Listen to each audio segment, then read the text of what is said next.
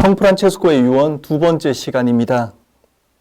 20세기의 가장 위대한 영화로 꼽히는 영화 작품 중에 시민 케인이라는 영화가 있습니다. 이 영화는 미국의 언론인이자 어마어마한 부자였던 찰스 포스터 케인이라는 사람의 죽음으로 시작을 합니다. 케인은 죽으면서 로즈버드라고 하는 한마디의 말을 남깁니다. 이 단어는 그의 유언이 되고 사람들은 이 단어의 의미를 찾아 다니기 시작을 합니다. 사람들은 그 단어가 케인이 생전에 겪었던 영욕의 시절과 관련이 있으리라 생각을 합니다. 그래서 그의 삶을 거슬러 올라가면서 주목할 만한 순간이나 사건들을 추적을 하지만 결국 그 의미를 찾는 데는 실패를 합니다. 영화의 마지막에 사람들은 케인이 남긴 많은 유산들 중에서 값비싼 보물들은 분류를 하고 하찮고 쓸모없는 것들은 불태워버립니다. 그런데 그 불태워지는 물건들 중에서 케인이 어린 시절 눈밭에서 뛰놀 때 타던 썰매가 있었는데 그 썰매 위에 로즈버드라는 이름이 붙어있는 모습이 나오면서 영화가 끝납니다.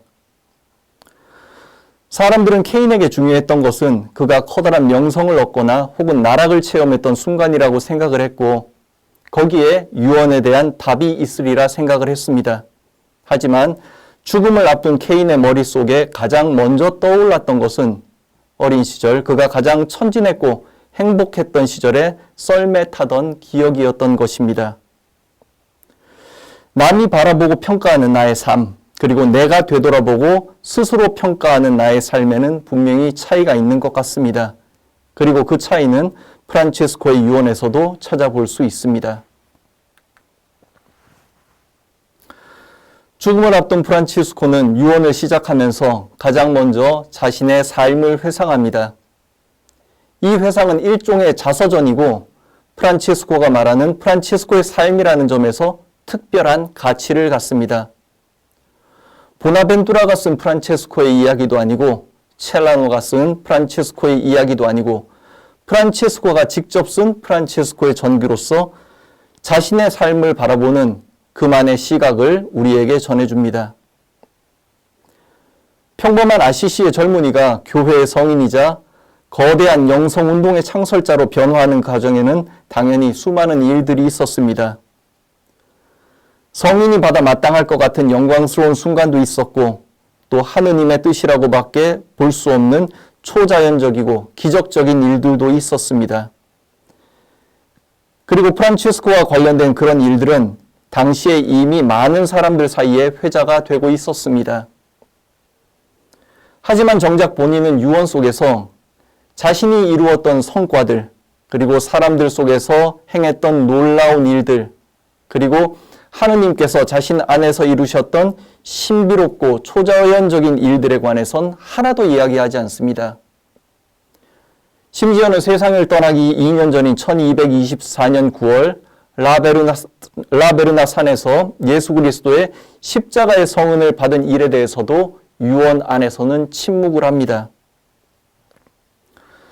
그는 신비롭거나 경탄을 자아낼 만한 일이거나 누구나 주목할 만한 일을 언급하는 대신에 회개생활 초기에 있었던 삶의 생생한 체험들을 형제들에게 들려줍니다. 그리고 그 안에서 매 순간 자신을 이끌어주신 하느님의 손길에 대해서 이야기를 하고 있습니다. 바로 그런 순간, 그런 일들이 세상의 어떠한 영광이나 초자연적인 기적보다도 성인에게는 소중한 시간이었고 죽음을 앞두었을 때 가장 먼저 머리에 떠오른 순간이었고 형제들에게 꼭 들려주고 싶은 소중한 유산이었던 것입니다. 회상 부분에서 특별히 주목해야 할 점 중 하나는 프란체스코가 모두 7차례에 걸쳐서 문장의 주어를 주님이라고 말하고 있다는 사실입니다.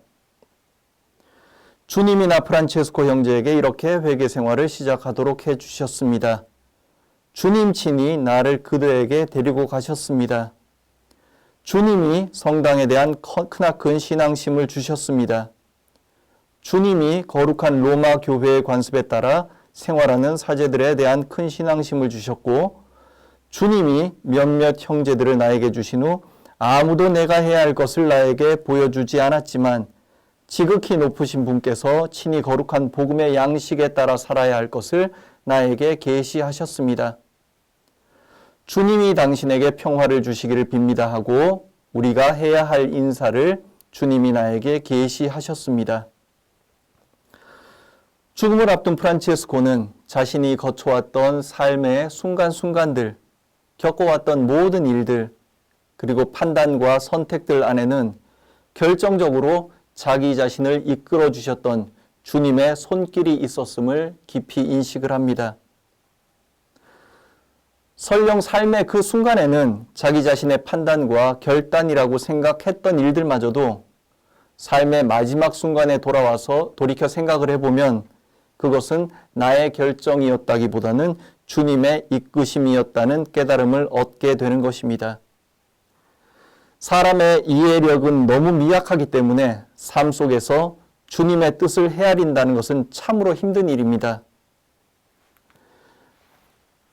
그래서 모든 것이 지나간 후에 그것을 되돌아볼 때에야 비로소 많은 것들을 깨닫게 되는 것 같습니다. 유언 속의 이러한 내용은 루카복음 4장 18절과 19절의 말씀을 연상을 시킵니다.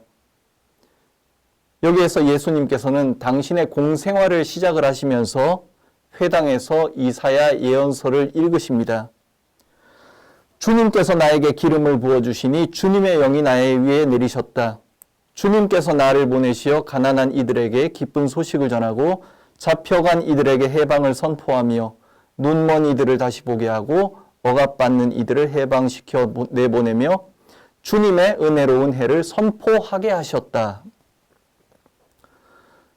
주님은 이 자리에서 장차 당신이 하실 모든 일들이 자기의 뜻이 아니라 주님의 뜻 안에서 실행되고 이루어질 것임을 말씀을 하십니다. 주어를 주님으로 해서 모든 행위의 주체를 주님으로 둔다는 점에서 예수님께서 읽으신 이사야 예언서의 말씀은 프란체스코의 유언과 유사한 면이 있습니다. 한 가지 차이가 있다면 예수님께서는 출발점에서 그것을 예고하시고 프란체스코는 종착점에서 그것을 깨닫는다는 것입니다. 그것이 바로 주님과 인간의 차이가 아닐까 생각하고 시작과 매 순간 알지 못하는 인간이기에 결국 주님의 뜻 안에서 살아가기 위해서는 믿음이 필요한 것이 아닐까 생각을 해봅니다. 프란치스코 유언 전반부로 한번 읽어보겠습니다. 주님께서 나 프란치스코 형제에게 이렇게 회개를 시작하도록 해주셨습니다. 죄 중에 있었기에 나에게는 나병 환자들을 보는 것이 쓰디쓴 일이었습니다. 그런데 주님 친히 나를 그들 가운데로 이끄셨고 나는 그들과 함께 지내면서 자비를 실행하였습니다. 그리고 내가 그들에게서 떠나올 무렵에는 나에게 쓴맛이었던 바로 그것이 도리어 몸과 마음의 단맛으로 변했습니다. 그리고 그 후 얼마 있다가 나는 세속을 떠났습니다. 유언을 시작하면서 프란체스코는 자신이 어떻게 회개의 삶을 시작하게 되었는지를 이야기해 줍니다. 그리고 회개 이전의 자신의 삶을 일컬어서 죄 중의 삶이라고 규정합니다. 회개 이전의 프란체스코가 어떤 젊은이였는가? 성인의 젊은 시절에 대한 일반적인 이해는 그가 대단히 방탕했고 사치스러웠으며 세속의 영광을 좇는 데에 열중하였다라는 것입니다. 그리고 그러한 이미지는 첫 번째 성인전인 토마스 첼라노의 일생애에서 영향을 받은 바가 크다고 할 수 있습니다. 첼라노는 일생애에서 프란체스코의 젊은 시절을 이렇게 묘사를 하고 있습니다. 스폴레토 계곡 기슭에 위치한 아시시 고을에는 일찍부터 세상의 허영심에 따라 오만 무례하게 자란 프란치스코라는 이름을 가진 사람이 있었다. 부모의 천박한 생활과 행실을 오랫동안 모방하여 그의 허영심과 교만함은 한층 심했다. 성인전이기 때문에 웬만한 흉허물은 좀 덮어줄 법도 한데 오히려 첼라노는 그것을 더 드러내고 싶어 하는 것처럼 그의 부정적인 모습을 최대한 부각시킵니다. 그런데 첼라노의 일생애가 쓰여진 지 약 20년이 지난 후에 첼라노는 다시 한번 프란치스코의 생애를 집필합니다. 그 전기를 이생애라 부르고 거기에서 프란치스코의 청년기에 대한 모습은 완전히 뒤바뀝니다. 청년이 된 프란치스코가 선을 지향하기를 폭 좋아했다는 것은 실로 한두 사람이 하는 이야기가 아니다. 그는 항상 누구한테건 나쁜 짓이라고 여겨질 듯한 것이면 무엇이나 끊어버렸고 청년 시절의 그의 태도는 너무 기품이 있어서 그가 태어났다고들 말하는 그 가정의 부모에게서 태어난 것 같지가 않았다. 동일한 작가에게서 쓰여진 동일 인물의 전기라고는 믿어지지 않을 만큼 상반된 내용입니다.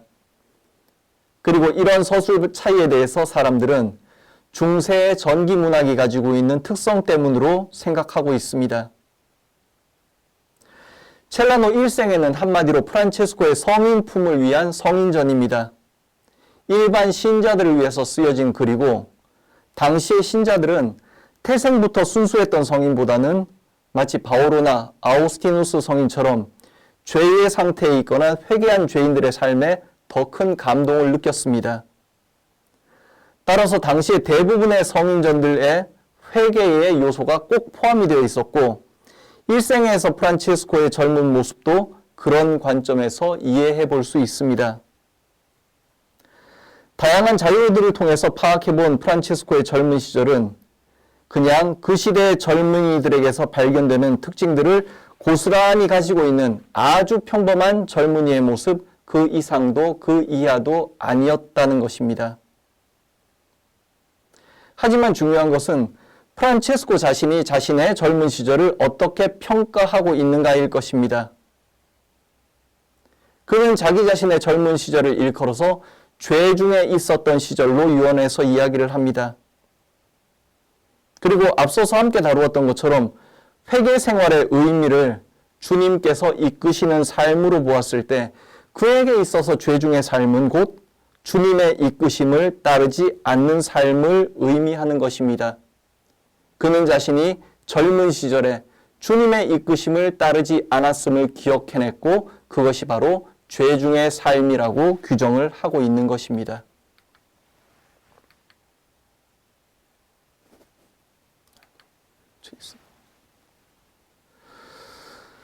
1206년 어느 날 프란체스코는 아시시의 귀도주교 앞에서 아버지 피에트로 베르나르도네와 혈육의 정을 끊게 됩니다. 이제부터 나는 피에트로 베르나르도네를 내 아버지라고 부르지 않고 하늘에 계신 한 분이신 하느님을 아버지로 모시겠습니다. 그분께 내 모든 희망을 둡니다. 이렇게 말한 후에 그는 자신이 입고 있던 모든 옷을 벗어서 아버지께 돌려드립니다. 여기에서 프란체스코가 옷을 벗었다라는 것은 단순히 아버지와의 혈육의 연 그리고 상속권만을 포기한 것이 아니라 그때까지 자신이 평범한 젊은이로서 가졌던 그의 모든 꿈들 그리고 희망들, 가치들, 열망들에서 완전히 이탈하였음을 의미합니다. 프란체스코는 이런 과정을 통해서 죄 중의 삶에서 회개의 삶, 주님의 복음을 따르는 삶으로 넘어가게 되었고 그의 모든 것 또한 주님의 이끄심이었음을 생애의 마지막 순간에 깨닫게 되는 것입니다. 이 시간 여기에서 마치겠습니다.